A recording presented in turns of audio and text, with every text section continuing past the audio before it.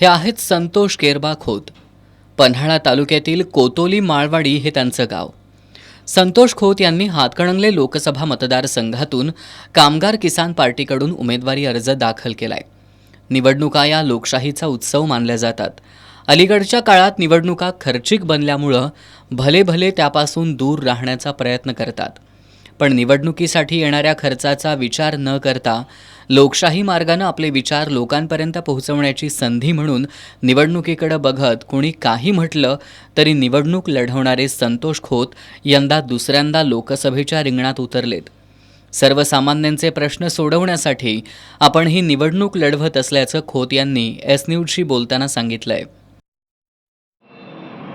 खासदार झाल्यानंतर सर्वसामान्य लोकांचा प्रश्न सोडवला जाईल, शेतकरी वर्गाचा प्रश्न सोडवला जाईल. 30 ते 35 वयोगटातील सुशिक्षित रोजगार यांना रोजगार मिळवून देईल.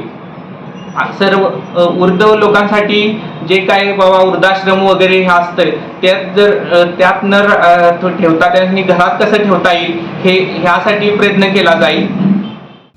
खोत यांनी यापूर्वी शाहूवाडी मतदारसंघातून विधानसभा लढवत 519 मतं मिळवली आहेत, तर मागील लोकसभा निवडणुकीत त्यांनी 8,000 मतं घेतली आहेत.